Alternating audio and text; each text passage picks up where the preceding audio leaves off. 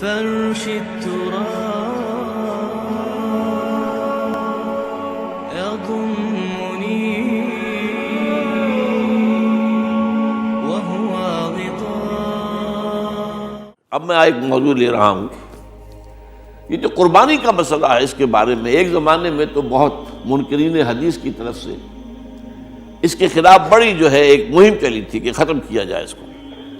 یہ خام خواہ جو ہے خرچ ہوتا ہے بہت بڑا، اور ضائع ہوتا ہے گوشت، اتنے بڑے پیمانے پر گوشت ہوتا ہے، کھایا نہیں جاتا۔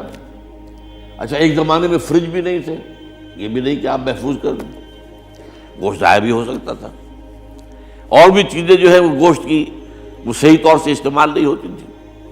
تو اس کے اوپر بڑا پروپیگنڈا منکرین حدیث کا رہا کہ یہ جو ہے قربانی صرف حج کے موقع پر ہے۔ میں اس کی نفی کے لیے آج آپ کو بتا رہا ہوں کہ سورہ حج کے اندر جو دو رکوع ہیں، ایک چوتھا ایک پانچواں، چوتھے رکوع میں بھی قربانی کا ذکر ہے، پانچویں میں بھی قربانی کا ذکر ہے۔ یہ ایک دم جو ہے ایک جگہ پر جو دو طرح کی قربانیوں کا ذکر ہو رہا ہے، یہ کیوں ہو رہا ہے؟ چوتھے رکوع میں وہ مناسک حج کے ساتھ اس کا ذکر ہے، وہاں جو فرمایا گیا لِيَشْهَدُوا مَنَافِعَ لَهُمْ وَيَذْكُرُوا اسْمَ اللَّهِ عَلَى مَا رَزَقَهُم مِّن بَهِيمَةِ الْأَنْعَامِ فِي أَيَّامٍ مَّعْلُومَاتٍ عَلَى مَا رَزَقَهُم مِّن بَهِيمَةِ الْأَنْعَامِ فَكُلُوا مِنْهَا وَأَطْعِمُوا الْبَائِسَ الْفَقِيرَ۔ وہاں پہ قربانیاں دو، پھر اللہ کا نام لو، ان جانوروں پر جو اللہ نے تمہیں عطا کیے ہیں، ان جو معین دنوں کے اندر دو، فی ایام معلومات، اور پھر اس میں سے خود بھی کھاؤ، اور جو ہے جو جیسے صدقہ کا گوشت ہوتا ہے وہ نہیں ہے، وہ قربانی کا گوشت ہے، اس میں سے آپ خود بھی کھائیں اور غرباء کو کھلائیں، غریبوں کو دیں، مساکین کو دیں۔ تو یہ پورا حکم آ چکا ہے چوتھے رکوع کے اندر۔ پانچواں رکوع پورا کا پورا جو ہے وہ عید الاضحیٰ پر ہے میرے نزدیک۔ یہی حکمت صوم کے بارے میں ہے کہ وہاں جب ایک حکم تکرار کر کے آیا کہ پہلے فرما دیا گیا فَمَنْ كَانَ مِنْكُمْ مَرِيضًا أَوْ عَلَىٰ سَفَرٍ فَعِدَّةٌ مِّنْ أَيَّامٍ أُخَرَ، اگر بیمار ہو کوئی اور یہ یہاں کے سفر پر ہو تو وہ تعداد دوسرے دنوں میں پوری کرے۔ پھر کیا وجہ دوبارہ آ رہا ہے؟ شہر رمضان الذی انزل فیہ القرآن ھدی للناس وبینات من الھدی والفرقان فمن شہد منکم الشہر فلیصم ومن کان مریضا او علی سفر فعدۃ من ایام اخر۔ کیوں؟ یہ تو ادبی اعتبار سے یہ کلام کا عیب شمار ہوتا، تکرار بلا کسی سبب کے نہیں، سبب کے بغیر نہیں۔ وہاں کیا تھا؟ وہاں ان دو رعایتوں کے ساتھ تیسری بھی شامل تھی کہ اگر صحیح ہو اور مقیم ہو پھر بھی روزہ نہ رکھو تو ایک مسکین کو کھانا کھلا دو۔ یہ رعایت ختم ہوئی ہے رمضان کے روزے کے ساتھ، اب رکھنا پڑے گا روزہ، اور اگر بیمار ہو یا سفر پر ہو تو ٹھیک ہے دوسرے دنوں میں پورا کرو، پورا کرنا لازم ہے اس کو۔ تو یہ چیز جو ہے یہ در حقیقت کسی وجہ سے ہوتی ہے۔ بالکل یہی بات ہے سورہ حج کے چوتھے رکوع کے اندر، وہ جو قربانی ہے حج کے ساتھ اس کا ذکر آ چکا۔ اب سنیے یہ جو آ رہا ہے، فرمایا وَلِكُلِّ أُمَّةٍ جَعَلْنَا مَنْسَكًا، ہر امت پر ہم نے ایک جو ہے قربانی کا معاملہ نازل وہ جو ہے فرض کیا ہے۔ میں نے چونکہ آج شروع میں کہا تھا کہ صوم اور حج میں کچھ مشابہتیں ہیں۔ دیکھیے صوم کا حکم بھی آیا تھا تو کس طور سے آیا تھا؟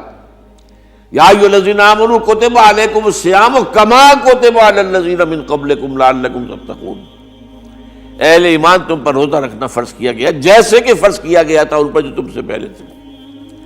یہاں پر اسی حوالے سے بات ہو رہی ہے کہ اے مسلمانوں، یہ قربانی صرف تم پر فرض نہیں کی جا رہی، یہ تو ہر امت پر، ہر نبی ہر رسول کی امت۔ وَلِكُلِّ أُمَّةٍ جَعَلْنَا مَنْسَكًا لِيَذْكُرُوا اسْمَ اللَّهِ عَلَيْهَا، تاکہ وہ نام لیں اللہ کا، عَلَىٰ مَا رَزَقَهُم مِّن بَهِيمَةِ الْأَنْعَامِ، جو کچھ اللہ تعالیٰ نے انہیں رزق دیا ہے، یہ چوپائے جو ہیں حیوانات قسم کے، ان پر اللہ کا نام لے کر چھری پھیری جائے، اللہ کے نام سے ان کو ذبح کیا جائے۔ فَإِلَٰهُكُمْ إِلَٰهٌ وَاحِدٌ فَلَهُ أَسْلِمُوا، تو یہ جان لو کہ اس قربانی کی اصل روح کیا ہے؟ وہ یہ ہے کہ اللہ تمہارا ایک الہ ہے، اسی کے سامنے تمہیں سر جھکانا ہے۔ یہ روح تقویٰ اگر نہیں ہوگی تو یہ قربانی بے معنی ہو جائے گی۔ نماز و روزہ و قربانی و حج یہ سب باقی ہیں، تو باقی نہیں ہے۔ جب اللہ تعالیٰ کے ساتھ تعلق نہیں ہے تو یہ ساری چیزیں ریچولز بن جائیں گی۔ اب یہ بھی ہوتا ہے، 20 25 ہزار کے بکرے جو ہیں وہ لوگ لیتے ہیں، پھر ان کو گھماتے ہیں، پھراتے ہیں، ان کے اوپر ریشمی چادریں چڑھاتے ہیں، ان کو جو ہے وہ مہندی لگا کر، بہرحال وہ چیزیں جو ہیں یہ اظہار اس طرح کا یہ تو پسندیدہ نہیں ہے۔ تو یہ تو لوگوں کو دکھانے کی بات ہے اور اپنے پیسے کی جو ہے اپنی دولت کے اظہار کا ایک ذریعہ ہے، لیکن یہ کہ بہرحال قربانی انسان کرے اور یہ کہ اس کے اندر روح جو ہے تقویٰ کی وہ موجود ہوگی۔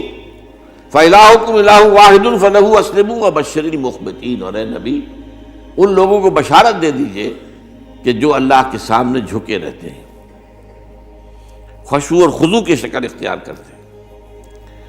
الذین اذا ذکر اللہ وجلت قلوبہم، وہ لوگ کہ جب اللہ کا نام لیا جائے تو ان کے دل لرز اٹھتے ہیں۔ والصابرین علی ما اصابہم، اور صبر کرنے والے جبکہ ان چیزوں پر کہ جو اللہ کی طرف سے ان پر آ گئی، وہ مصیبتیں، کوئی تکالیف۔ والمقیم الصلاۃ، اور نماز کو قائم کرنے والے۔ ومما رزقناہم ينفقون، اور جو کچھ ہم نے انہیں دیا ہے اس میں سے خرچ کرنے والے۔ یہ ایک نظام ہے پورا کا پورا جو آیت میں بیان کر دیا گیا، اس کا ایک جز جو ہے وہ یہ بھی ہے وَلِكُلِّ أُمَّةٍ جَعَلْنَا مَنسَكًا، یہ قربانی کا معاملہ جو ہے یہ بھی ہم نے ہر امت کے اوپر فرض کیا، ہر امت جو ہے اس کے اوپر لازم کیا گیا، اور اے مسلمانوں آج تم پر بھی لازم کیا جا رہا ہے۔ وَالْبُدْنَ جَعَلْنَاهَا لَكُم مِّن شَعَائِرِ اللَّهِ، اور یہ جو قربانی کے اونٹ ہیں، یہ خاص طور پر چونکہ عرب میں تو اونٹ کی قربانی ہوتی تھی، دوسرے جانور تو وہاں کم ہوتے ہیں، اور بہرحال ان کی قیمتی متاع بھی اونٹ ہے۔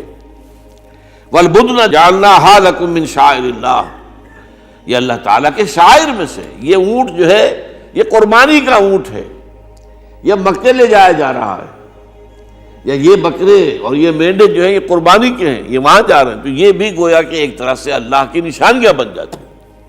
ان کے حوالے سے اللہ تعالیٰ کا ایک تصور اور اللہ تعالیٰ کے ساتھ ایک ذہنی رشتہ قائم ہوتا ہے۔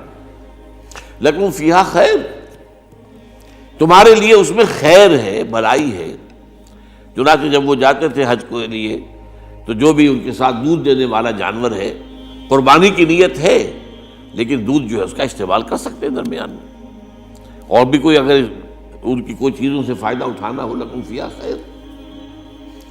فاذکروا اسم اللہ علیہا، تو اب ان کا اللہ کا نام لو اس کے اوپر، صواف، صفیں باندھ کر وہ اونٹ کھڑے ہوتے ہیں اور ان کو نحر کیا جاتا ہے۔ آپ کو معلوم ہے ذبح نہیں ہوتا اونٹ، اتنا بڑا جانور ہے، گردن کتنی موٹی ہے، اس کا ذبح کرنا بڑا مشکل ہے۔ نہر کہتے ہیں اس کو۔ کھڑا ہے اونٹ اور ایک برچھا، چھوٹا سا برچھا ہے جو اس کے یہاں گردن کے یہ جہاں آ کر دونوں ہنسلیاں ملتی ہیں وہاں پر مارا جاتا ہے، اور یہاں سے جو بہت بڑی وین ہے وہ در حقیقت ایورٹا، وہ جو ہے ختم ہوتا ہے تو وہاں سے خون کا پھر فوارہ آتا ہے، اور اس کے بعد پھر وہ اونٹ کھڑا کھڑا وہ رفتہ رفتہ اس کا جب خون نکل جاتا ہے تو وہ کمزور ہو کر نیچے گر جاتا ہے۔ یہ نہر ہے۔